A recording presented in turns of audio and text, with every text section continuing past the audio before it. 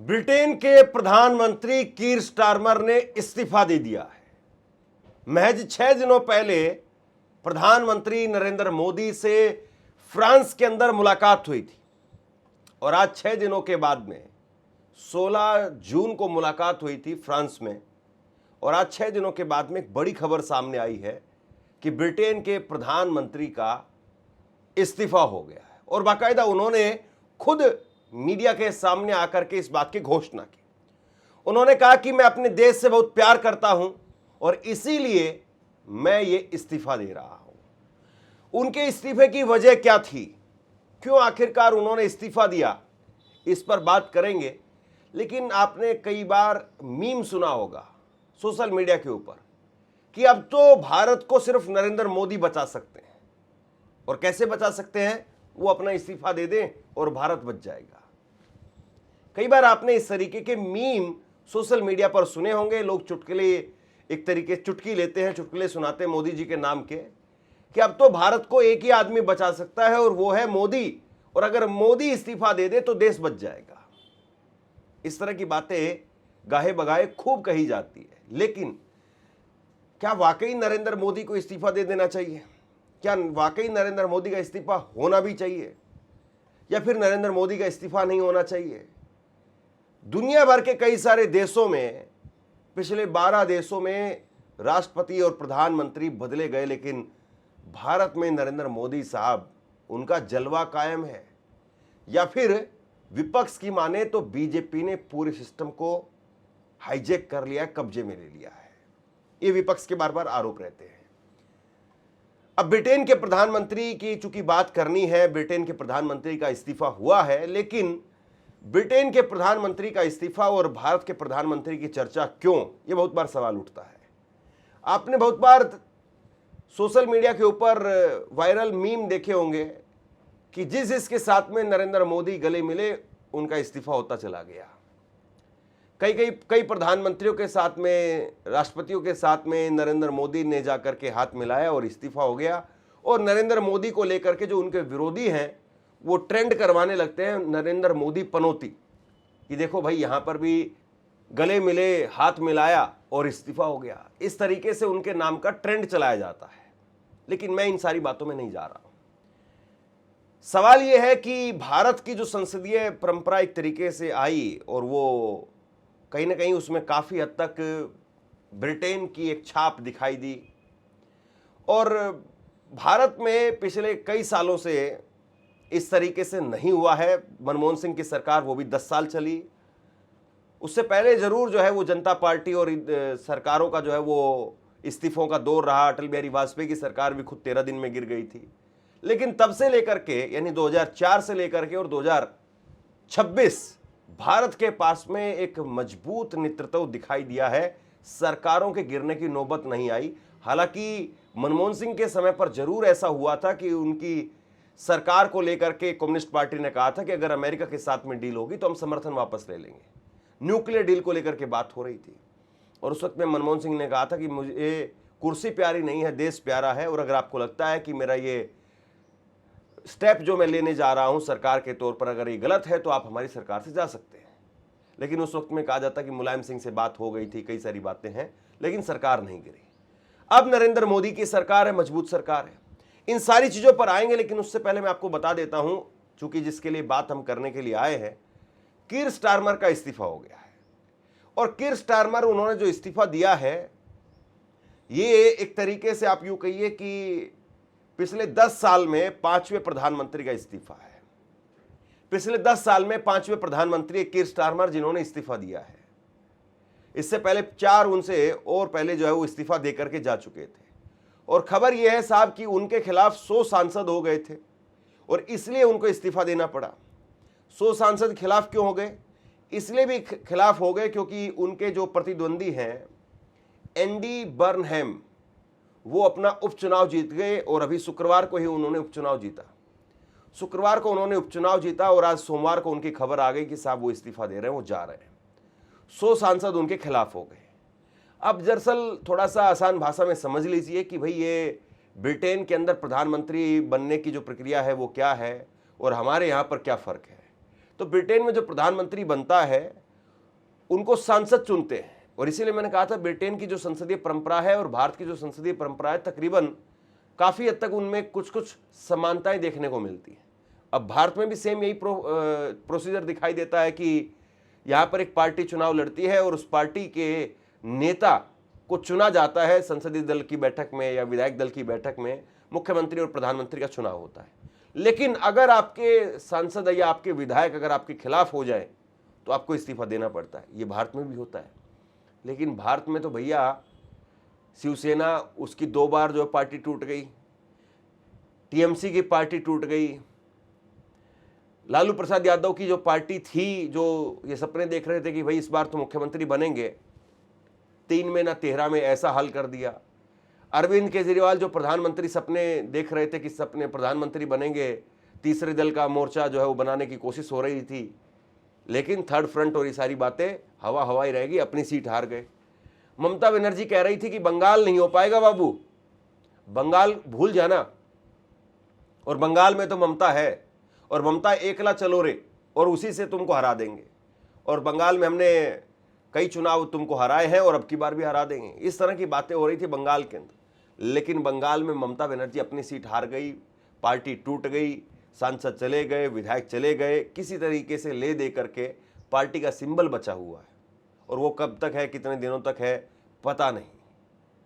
तो कुल मिलाकर के आप देखिए कि भारत का जो लोकतंत्र है, जिसको नरेंद्र मोदी साहब कहते हैं मदर ऑफ डेमोक्रेसी, तो मदर ऑफ डेमोक्रेसी जिस तरीके की आज भारत में दिखाई देती है, क्या मदर ऑफ डेमोक्रेसी में ये उम्मीद की जा सकती है कि किसी भी पार्टी के सांसद वो ये इच्छा जता दें या विधायक ये इच्छा जता दें कि साहब हम आपसे खुश नहीं हैं? हाँ, ये जरूर भारतीय जनता पार्टी में आज की तारीख में होता है कि मुख्यमंत्री तुरंत बदल दिए जाते हैं। मतलब बीजेपी आलाकमान, मोदी साहब का फरमान आता है कि भाई गुजरात में पूरा कैबिनेट उठा करके बदल दो, और पूरा कैबिनेट इस्तीफा दे देता है। अगले दिन कैबिनेट बदल दिया जाता है, मुख्यमंत्री बदल दिया जाता है। ऐसे उत्तराखंड में ही, उससे पहले हिमाचल में बीजेपी ने किया, यूपी में नहीं कर पाए, लेकिन और कई सारी जगह पर ऐसा हुआ। राजस्थान, मध्य प्रदेश, छत्तीसगढ़, यहाँ पर जो परंपरागत मुख्यमंत्री के चेहरे थे या शिवराज सिंह चौहान सिटिंग मुख्यमंत्री थे, उनको उठा करके बदल दिया गया। वो बदल दिए जाते हैं, लेकिन मोदी जी के बारे में कोई सोच नहीं सकता है। बोले भैया 47 तक, 2047 तक हम हैं और 2047 तक हम बैठे रहेंगे। और दूसरी तरफ कीर स्टारमर अपनी ही पार्टी के 100 सांसदों को इकट्ठा नहीं कर पाए। अपनी पार्टी के अंदर असंतोष था और उस असंतोष को कंट्रोल नहीं कर पाए, और अपनी ही पार्टी में अब्दुल्ला बेगाना एक तरीके से उनका हो गया। मतलब अपनी ही शादी के अंदर वो बेगाने दूल्हे की तरीके से हो गए।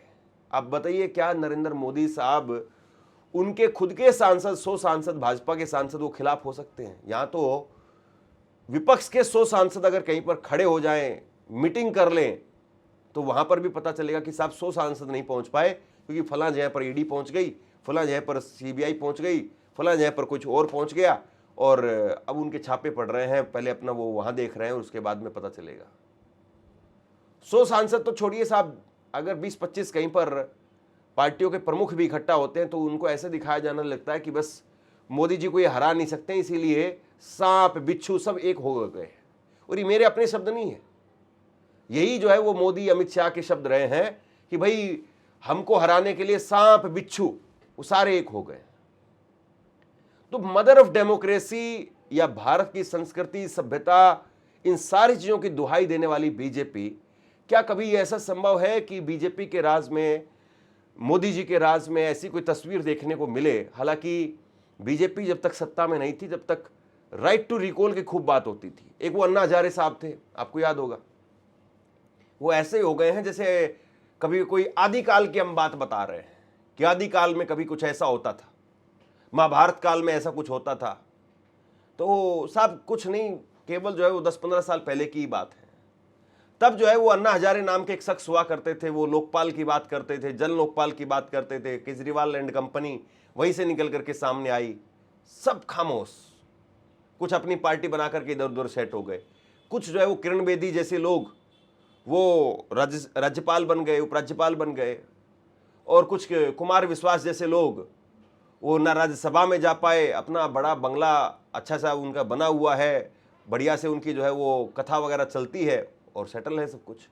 यानी सरकार की सेहत पर दुनिया भर में अगर आप देखें तो कई जगह पर उथल पुथल हुए। हालांकि इसको एक पॉजिटिव संकेत के तौर पर भी देखना चाहिए। कहीं पर भी अगर मजबूत सरकार होती है तो जाहिर सी बात है उसको लंबे वक्त तक प्लान करने के लिए समय मिलता है। लेकिन नरेंद्र मोदी के प्लान में क्या निकला? नोटबंदी, जीएसटी, फिर कोरोना आया तब पूरे देश में संपूर्ण लॉकडाउन, संपूर्ण देश में रात 8 बजे से खत्म, बंद सब कुछ। फिर बाद में पता चला साहब ये तो सिस्टम ही गलत है। जहां जहां पर दिक्कतें हो रही है, जहां जहां पर संक्रमण फैल रहा है, वहां पर केवल लॉकडाउन करिए। पूरे देश को क्यों आप अंदर ही अंदर जो जकड़ रहे हैं? फिर वो खोलना पड़ा, लेकिन तब तक बहुत देर हो गई। कितनी ऐसी चीजें, आधार कार्ड के लिए लाइन में, किसी न किसी चीज के लिए लाइन में लगे रहे आदमी, 15 लाख और वो सारी बातें। तो कुल मिलाकर के सवाल सिर्फ और सिर्फ इतना सा है कि जब नरेंद्र मोदी, उनकी जब एक मजबूत सरकार देश में आई, तो क्या मजबूत सरकार वो सारे वादे दावे जो उन्होंने किए थे वो करते हुए पूरे भी नजर आए, या मजबूत दावे वादे जो उनकी तरफ से किए गए थे सब हवा हवाई साबित हो गए? साहब कुछ ज्यादा देश को कुछ खास जो है वो हासिल नहीं हुआ। अब कीर स्टारमर जो है वो इस्तीफा दे रहे हैं। इससे पहले कई और प्रधानमंत्रियों के, राष्ट्रपतियों के अलग अलग देशों में इस्तीफे हुए हैं। लेकिन एक स्टेबल सरकार जब नरेंद्र मोदी के पास में है तो उन्होंने देश को क्या दिया? और नरेंद्र मोदी के स्टेबल सरकार के समय पर कैसे ट्रंप की डील, टैरिफ, ये सारी चीजें मिली? तो कहीं ना कहीं सवाल जो जरूर खड़े होते हैं कि नरेंद्र मोदी की सरकार क्या वाकई वो सिस्टम पर पूरी तरह से कब्जा कर चुकी है, जैसे विपक्ष राहुल गांधी की तरफ से आरोप लगाए जाते हैं? और क्या भारत में अब सरकार बदलना तकरीबन नामुमकिन जैसा हो गया है? अब तो मतलब कहीं चुनाव होता है तो लोग ये कह देते हैं कि नहीं नहीं, बंगाल में बीजेपी जीत जाएगी। अब तो लोग पंजाब की भी हां भरने लगे हैं कि भाई पंजाब में भी बीजेपी जीत जाएगी, क्योंकि बीजेपी ने जहां हरियाणा में कहीं चांस नहीं दिखाई दे रहा था वहां तीसरी बार सरकार बना ली। दिल्ली के अंदर केजरीवाल, सिसोदिया, सौरभ भारद्वाज, जितने बड़े चेहरे थे सब चुनाव हार गए। बिहार के अंदर कितनी बुरी हालत हुई आरजेडी की, सबने देखा। उधर शिवसेना की क्या हालत हुई, सबने देखा। लोकसभा चुनाव में जरूर नरेंद्र मोदी को एक झटका लगा, लेकिन उसके बाद में कैसे उन्होंने पूरे राजनीति को जो है वो अपने एक तरीके से यूं कहिए कि मजबूत हाथों में ले लिया है। और मजबूत हाथों में जो है वो राजनीति कुछ ऐसी है कि एक के बाद एक राज्यों के अंदर सरकार बनाते चले गए। बिहार में कभी सीएम नहीं था, नीतीश कुमार को हटा करके वहां सीएम बना लिया। बंगाल में सीएम नहीं था, वहां सीएम हो गया। असम में फिर से सरकार बन गई।